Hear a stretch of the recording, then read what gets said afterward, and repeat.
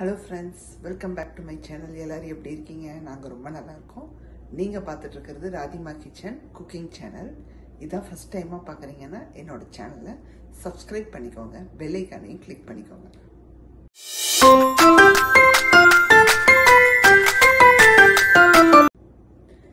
இன்னைக்கு நம்ம சேனல்ல என்ன பார்க்க போறீங்கன்னா இன்னைக்கு ஒரு டே vlog தான் பார்க்க போறீங்க. இன்னைக்கு லஞ்சுக்கு என்ன சமைக்க போறேனோ அதை உங்களோட ஷேர் பண்ணிக்க போறேன். வாங்க வீடியோ ஸ்டார்ட் பண்ணிடலாம். ஸ்கிப் பண்ணாம பாருங்க. இன்னைக்கு நம்ம என்ன சமையல் பார்க்க போறோம்னு பாத்தீங்கன்னா தேங்காய் சாதம் தான் பண்ண போறோம். மெயின் வந்து பாத்தீங்கன்னா தேங்காய் சாதம். இது கூட வந்து கொஞ்சமா ரைஸ்ல நான் தக்காளி தொக்கு போட்டு ஒரு தக்காளி ரைஸ் மாதிரி பண்ண போறோம். தக்காளி தொக்கு பண்ணி வச்சுக்கிட்டு ரைஸ்ல கலக்க போறோம். அவ்வளவுதான்.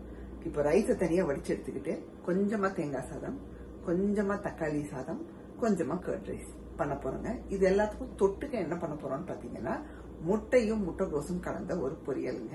இது வந்து ரொம்ப நாளா பண்ணணும்னு நினைச்சேன், நான் பண்ணது கிடையாது. சரி, இன்னைக்கு இந்த காம்பினேஷன் இந்த தேங்காய் சாதம் இது கூட வச்சு சாப்பிடறதுக்கு இன்னைக்கு அதான் பண்ணுவோம்.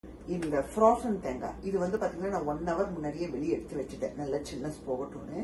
இப்போ இத வந்து ஒரு பவுல்ல மாட்டிட்டு எவ்வளவு தேவையோ அந்த அளவு மட்டும் பவுல்ல மாட்டிட்டு இதை லைட்டா நம்ம ஓவன்ல வச்சு வார்ம் பண்ணி எடுத்துக்கிறோங்க.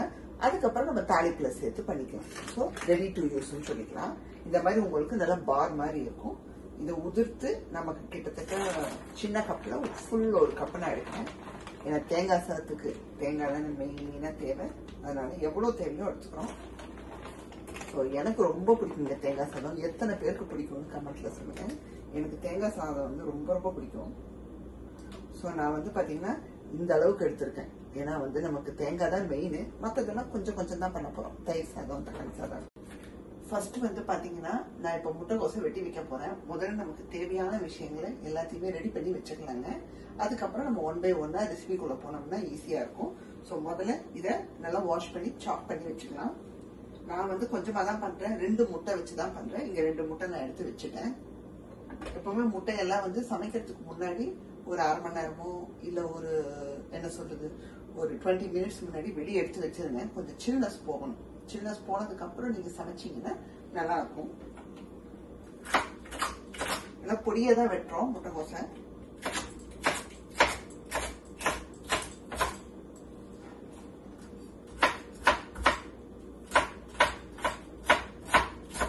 சிம்பிள் தொக்கு தான், டக்குன்னு பண்ணிக்கலாம். ஒரு பேன் வச்சிருக்கேன், அதுல எண்ணெய் விட்டுக்கலாங்க. நான் நல்லெண்ணெய் தான் சேர்க்கிறேன். ஜஸ்ட் 1 டீஸ்பூனுக்கு சேர்க்கிறேன். சூடானதும் கடுகு சேர்த்துக்கிறோம், கொஞ்சமா உளுத்தம்பருப்பு சேர்த்துக்கிறோம்,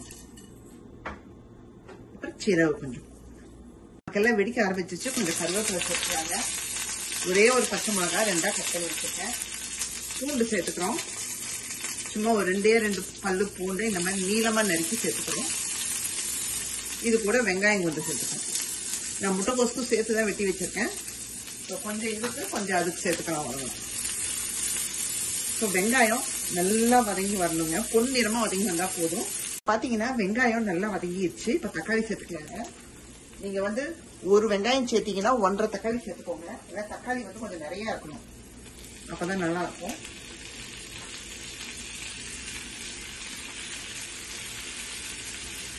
இந்த ஜூஸோட சேர்த்துங்க. இப்போ தக்காளி நைஸா வதங்கி வரணும். நம்ம ஒரு லிட்டு போட்டு மூடிடலாங்க. கொஞ்சம் கலந்து விட்டுட்டு கொஞ்சம் உப்பு சேர்த்துக்கலாங்க. இந்த தொக்கு வந்து பாத்தீங்கன்னா நீங்க இந்த மாதிரி கொஞ்சம் நிறைய கூட செஞ்சுக்கலாம். நிறைய குவான்டிட்டியில செஞ்சுட்டு இதை வந்து நீங்க ரைஸ்ல போட்டு கலந்துட்டு மிச்சம் இருக்கும் பாத்தீங்களா, அதை வந்து நீங்க சப்பாத்திக்கு தோசைக்கெல்லாம் தொட்டு சாப்பிட்டு பாருங்க, சூப்பரா இருக்கும். மெயினா சப்பாத்தி நடுவில் இதை ஸ்ப்ரெட் பண்ணி ரோல் பண்ணி சாப்பிட்டா அவ்வளவு சூப்பரா இருக்குங்க. இப்போ உப்பு கொஞ்சம் சேர்த்துக்கலாம்.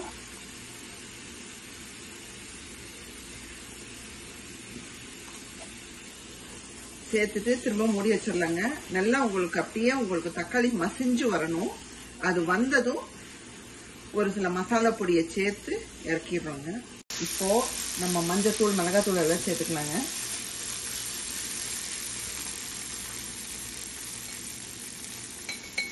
ஜஸ்ட் ஒரு 1/4 டீஸ்பூனுக்கு மஞ்சத்தூள், அதே ஒரு 1/4க்கும் கொஞ்சம் கம்மியா ஒரு 2 பிஞ்சுன்னு வச்சுக்கோங்களேன் சீரகத்தூள் சேர்த்துக்கோங்க. அதுக்கப்புறம் மிளகாத்தூள். நம்ம பச்சை மிளகாய் சேர்த்துருக்கோம், அதனால பார்த்து ஒரு 1/2 டீஸ்பூன் கிட்ட சேர்க்கிறேன். ஏன்னா பச்சை மிளகாய் சேர்த்துருக்கோம், அதுவே கொஞ்சம் காட்டா இருக்கும். எந்தில் வந்து தனியா மிளகாய் எல்லாம் கலந்ததுங்க, அதனால நான் இன்னுமே கொஞ்சம் கம்மியாக தான் நான் சேர்த்துருக்கேன். இப்போ நல்லா மிக்ஸ் பண்ணி விட்டுட்டு நமக்கு அந்த மசாலா வாடை போனதும் இதை இறக்கிடுறோங்க. அவ்வளோதான். லைட்டாக தண்ணி தெளிச்சு விட்டுக்கலாங்க, அப்போதான் உங்களுக்கு அந்த ஸ்மெல் போகும். ரொம்ப சேர்த்துறாதீங்க, நமக்கு தொக்கு மாதிரி தான் வேணும். ஜஸ்ட் ஒரு 2 கை தெளிச்சுட்டு, நான் வந்து பார்த்தீங்கன்னா ஆரம்பத்துலேருந்தே நமக்கு வந்து ஸ்லோ ஃப்ளேமில் தான் இருக்குது. ஸோ அதே ஃப்ளேம்லேயே வந்து இன்க்ரீஸ் எல்லாம் எதுவும் பண்ண வேணாம், அப்படியே வந்து தண்ணியை தெளித்து மூடி வச்சிடலாங்க. மசாலா வடை போனதும் ரெடி. பார்த்தீங்கன்னா நான் திறந்து கலந்து விட்டுக்கிட்டு இருக்கேன். நமக்கு வாசமெல்லாம் போயிடுச்சு மசாலா வடை. இப்போ நம்ம இதை பவுலுக்கு மாற்றிட வேண்டியதுதான். கேஸ் ஆஃப் பண்ணிட்டு, நான் சொன்ன மாதிரி இது நீங்கள் சப்பாத்தி தோசைக்கு மட்டும் கிடையாதுங்க, வேற ஏதாவது ரெசிபி பண்ணுறீங்கன்னா அதுக்கு இந்த தொக்கை நீங்கள் யூஸ் பண்ணிக்கலாம். ஒரு கடாய் வச்சாச்சுங்க, எண்ணெய் விட்டுக்கலாம். இது வந்து இரும்பு கடாய்ங்க. சூடாயிடுச்சுங்க. இப்ப கடுகு உளுத்தம்பருப்பு எல்லாம் சேர்த்துக்கலாம். கொஞ்சமா கடுகு, கொஞ்சமா உளுத்தம்பருப்பு, கொஞ்சமா சீரகம். பாத்தீங்கன்னா அந்த தாளிப்பு ஐட்டம் வெடிச்சுக்கிட்டு இருக்கு. கருவேப்பிலை சேர்த்தலாம். ஒரே ஒரு பச்சை மிளகாய 2ஆ நக்கிட்டு போட்டிருக்கேன். அப்புறம் வெங்காயம். ஸோ வெங்காயம் பத்தலைன்னு சொல்லி இன்னும் கொஞ்சம் நான் வெட்டி சேர்த்துருக்கேன். முட்டைகோஸுக்கு தக்காளி தொக்குக்கு வெட்டும் போது 2க்கும் சேர்த்து வெட்டியிருக்கேன்னு சொன்னேன். பத்தலைன்னு சொல்லிட்டு இன்னும் கொஞ்சம் ஒரு 1/2 வெங்காயம் சேர்த்துருக்கேன். கிட்டத்தட்ட ஒரு வெங்காயங்க, சின்ன வெங்காயத்தில். இந்த சின்ன வெங்காயத்தில் ஒரு வெங்காயம் ஃபுல் அண்ட் ஃபுல் நான் சேர்த்துருக்கேன். ஏன்னா நம்ம முட்டையும் சேர்க்க போகிறோம், அதுக்கும் வேணும். வெங்காயம் நல்லா வதங்கிடுச்சு. இப்போ முட்டைகோஸை சேர்த்துடலாங்க. உள்ள நல்லா பொடியாக சேர்த்துக்கோங்க வெட்டி.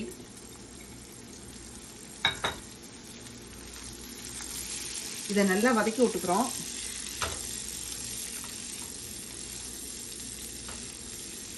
நமக்கு முட்டைகோசு நல்லா வெந்து வரணுங்க. அதுக்கப்புறமா தான் நம்ம மற்ற ஐட்டம் எல்லாம் சேர்க்க போறோம். வந்து இப்ப கலந்துகிட்டு இருக்கேங்க. நமக்கு இன்னும் கொஞ்சம் வெந்து வரணும். முட்டைகோசை நல்லா கிளறி விட்டுட்டு தண்ணி தெளிச்சு மூடிடலாங்க. அப்பதான் நல்லா வெந்து வரும். ஸ்லோ ஃப்ளேம்லயே வச்சுக்கோங்க, ரொம்ப ஹை ஃப்ளேம்ல வைக்க வேணாம். வந்து இப்ப கலந்துகிட்டு இருக்கேங்க. நமக்கு இன்னும் கொஞ்சம் வெந்து வரணும்.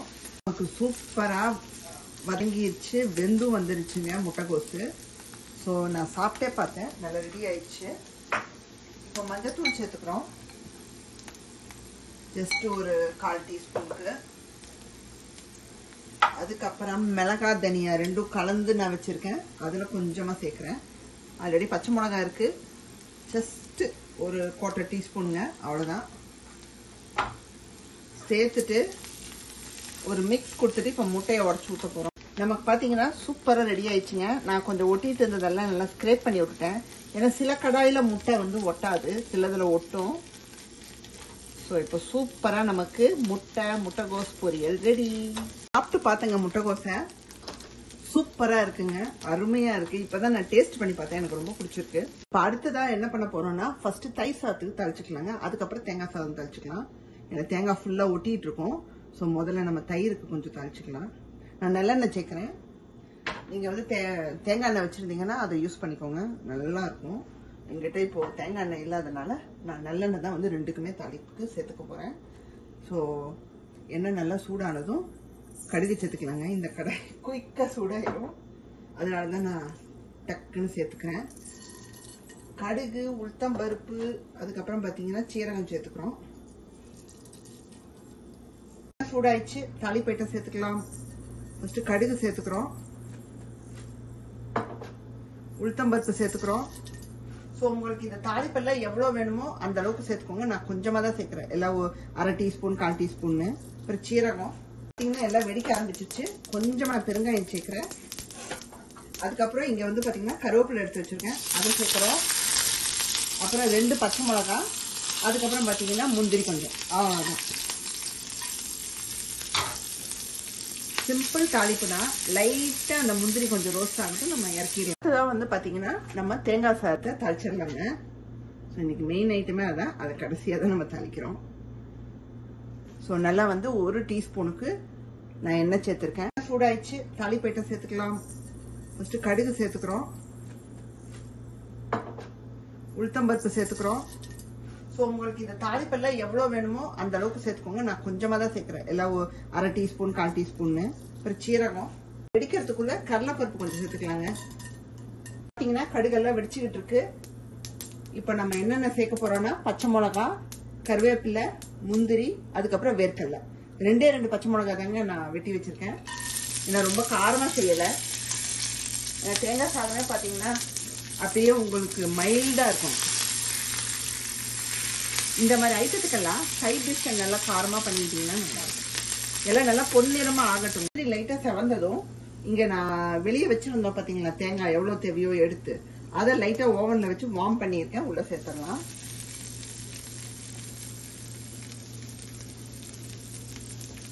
சேர்த்துட்டு ரொம்ப நீங்க ட்ரை ஆக்கிடக்கூடாது. தேங்காவை லைட்டா தாளிப்போட கலந்து விட்டுருங்க, அவ்வளவுதான். நான் தக்காளி தொக்குல மட்டும்தான் சேர்த்திருக்கேன். ஸோ இப்போ இதுக்கு சேர்த்துக்கலாம். நான் ரைஸ்ல உப்பு சேர்க்காம தான் வடிச்செடுப்பேன் குக்கர்ல. அதனால தேங்காய் சாதத்துல இதுல உப்பு சேர்த்துட்டோம்னா அப்படியே நம்ம மிக்ஸ் பண்ணிட்டா போதும். தயிர் சாதத்துக்கு மட்டும் சூடா எடுத்துருங்க ரைஸை. அது நல்லா ஆறத்துக்குள்ள எடுத்து மிக்ஸ் பண்ணிட்டீங்கன்னா உங்களுக்கு நல்லா ஸ்மூத்தா இருக்கும். ஸோ நான் அதனால தயிருக்கு மட்டும் முன்னாடியே எடுத்துட்டேன். ரொம்ப இதாக இருக்குன்னு சொல்லிட்டு இங்கே டைனிங்க்கு கொண்டு வந்துட்டேன். ஸோ இங்கே உட்காந்து உங்களுக்கு நீட்டாக மிக்ஸ் பண்ணுறதை காமிக்கலான்னு. ஒன்றுமே இல்லை, நம்ம தாளிச்ச எடுத்து ரைஸில் போட்டு கலக்க போகிறோங்க. ஸோ இது பார்த்தீங்கன்னா தேங்காய் சாதம். அதை என்ன பண்ணிட்டேன், அந்த தாளிப்பு மேலே ரைஸை போட்டுட்டேன். ரைஸ் நல்லா ஆறிடுச்சு. இது பார்த்தீங்கன்னா கர்ட் ரைஸ். இது தக்காளி சோறு. எல்லாத்தையும் கலக்க வேண்டியதாங்க. தக்காளி சோறுக்கு நமக்கு எவ்வளோ தேவையோ ரைஸில் ஆட் பண்ணிக்கிறோம். நான் சொன்ன மாதிரி தேவையான அளவு போட்டு எவ்வளோ தேவையோ கலக்கும்போது நமக்கே தெரியும்.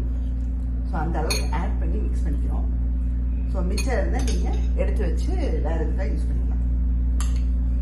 பார்த்தீங்கன்னா ஆல்ரெடி சூடான சாதம் எடுத்து நல்லா கலந்து வச்சுட்டேன். தாளிப்போட நல்லா மிக்ஸ் பண்ணிட்டேன். உங்கள் முன்னாடி காமிச்சிருப்பேன் நான். இப்போ இதில் தயிர் சேர்க்க போகிறோம். நாங்கள் பார்த்தீங்கன்னா வெறும் தயிர் மட்டும்தான் சேர்ப்போம். நிறைய பேர் க்ரீமியாக செய்வாங்க.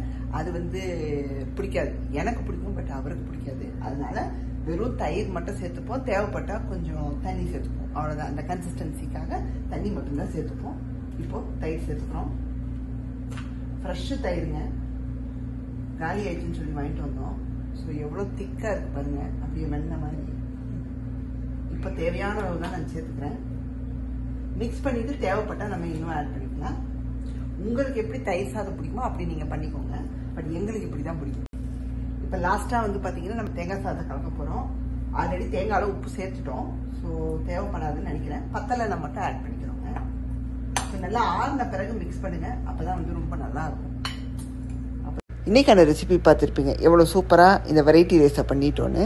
முட்டை போட்ட முட்டைகோஸ் பொரியல், தக்காளி சாதம், தயிர் சாதம், அது மட்டும் இல்லாமல் தாளித்து விட்ட தேங்காய் சாதம். நீங்களும் ஒரு நாள் இந்த மாதிரி செஞ்சு சாப்பிட்ணுன்னு தோணுச்சுன்னா கண்டிப்பாக ட்ரை பண்ணி பாருங்கள். இன்றைக்கான வீடியோ உங்களுக்கு பிடிச்சிருந்தா மறக்காம ராதிமா கிச்சனை லைக், ஷேர் அண்ட் சப்ஸ்கிரைப் பண்ணிடுங்க. பெல் ஐக்கானையும் கிளிக் பண்ணிடுங்க. உங்களை வேறொரு வீடியோவில் சந்திக்கிறேன். Bye, see you soon.